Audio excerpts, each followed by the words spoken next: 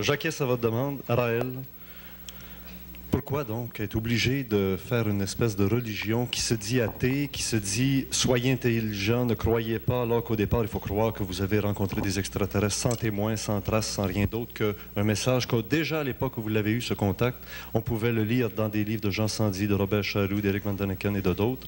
La cosmogonie du Rancière avait été écrite bien des années avant.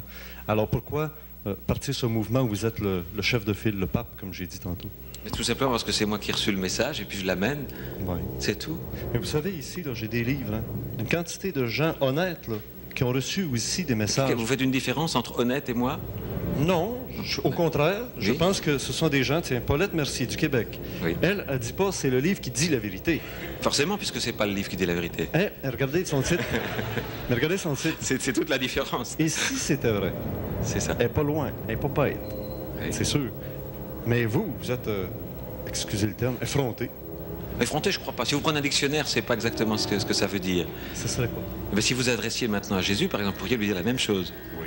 Hein? Ben oui, parce qu'il disait, je suis la vérité. Oui. Vous auriez peut-être été parmi ceux qui l'ont crucifié, comme ça. Non, je l'aurais mis au pied du mur, comme j'essaie. C'est ça, se mettre au pied du mur ou au pied de la croix, il n'y a pas beaucoup d'écart. Ouais. Sauf qu'à la croix, on se fait crucifier, puis moi, je n'irai pas vous crucifier.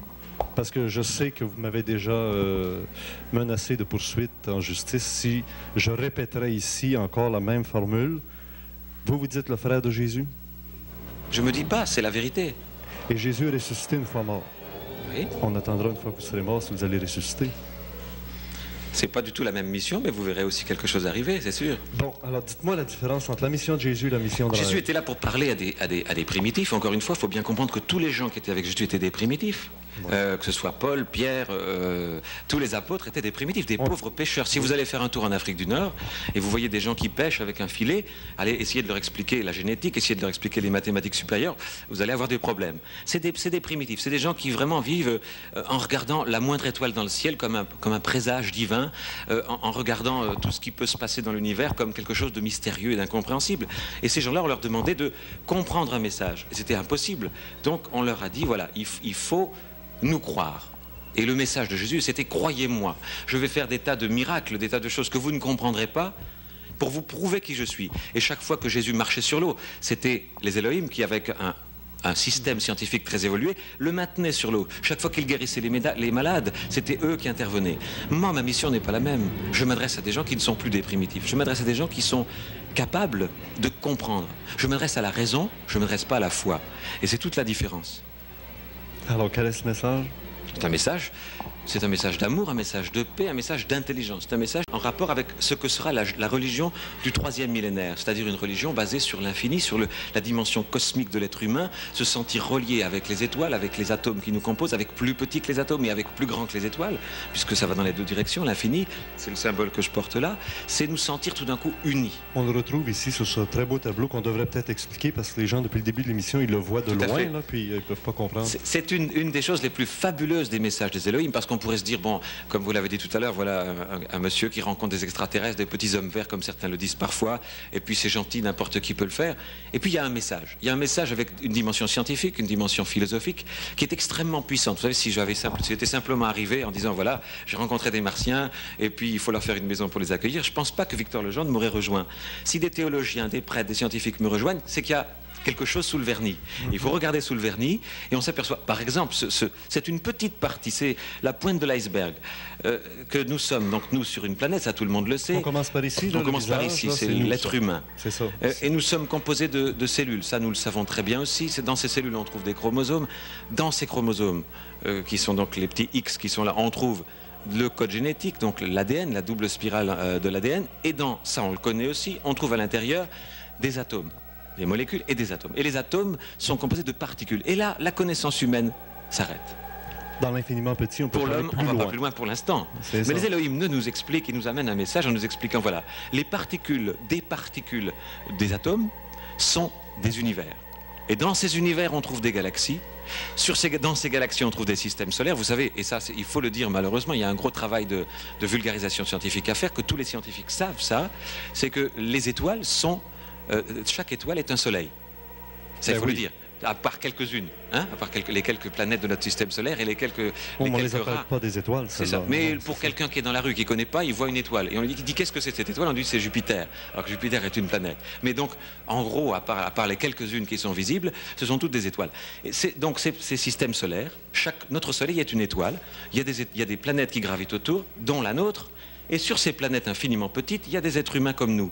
Qu'est-ce que ça veut dire? Ça veut dire que dans notre main maintenant, dans votre main aussi, il y a des êtres humains infiniment petits qui vivent sur des planètes qui sont dans les atomes de notre main.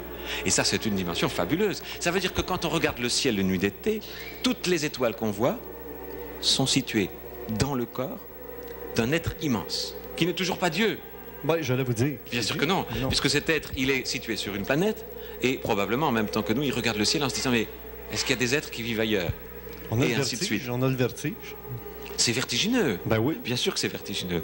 Et c'est pour ça que les messages des Elohim nous amènent la méditation dont nous parlera Jean-Denis tout à l'heure peut-être, qui est un moyen de se sentir en harmonie, de se sentir relié, de se sentir connecté avec cet univers qui est autour de nous, de se rééquilibrer sans Dieu, sans béquille, sans âme, sans rien, d'être en harmonie avec ce qui nous entoure.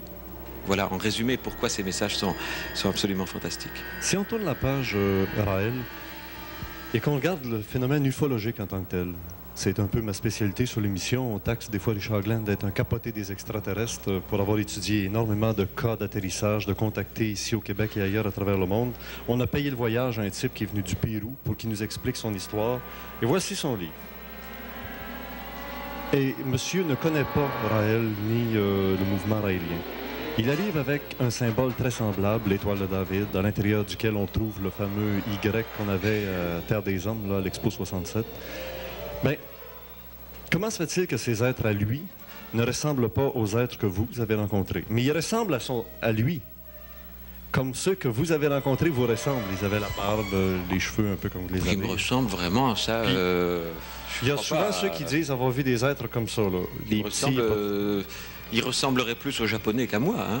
Ceux-là ressemblent, oui. Ça, c'est les miens, les plus souvent. Les Elohim que j'ai rencontrés, ils ressemblent plus ceux que j'ai rencontrés aux Japonais. Mais les Japonais sont imberbes. Il y en a qui ont des barbes. Ils sont imberbes parce qu'ils se rasent.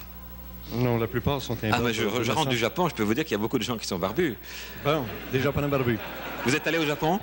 Non, je ne vais pas. Je vous assure qu'il y a beaucoup de Japonais et nous avons... Alors, sur le plan ufologique, comment situez-vous vos Elohim, vos extraterrestres, dans le contexte de tous les contactés qui rencontrent des êtres qui ne sont pas pareils d'apparence, qui n'ont pas les mêmes messages, tout à fait, quoique ça revient souvent au même, c'est aimez-vous les uns les autres.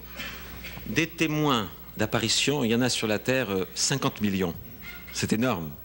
Oui. Des gens qui Et c'est pas toujours la même chose qu'ils voient, là. Tout à fait. Je dis bien des témoins. Hein? Donc ils ont vu les choses dans le ciel. Lui, ici, les gens qui ont réellement des messages, oui. Il n'y en a pas. Il n'y en a qu'un. Ben lui ici, Rama, mon Mais frère. il y en a à peu près 5000 qui prétendent en avoir. Tout comme à l'époque de Jésus, vous aviez des faux prophètes.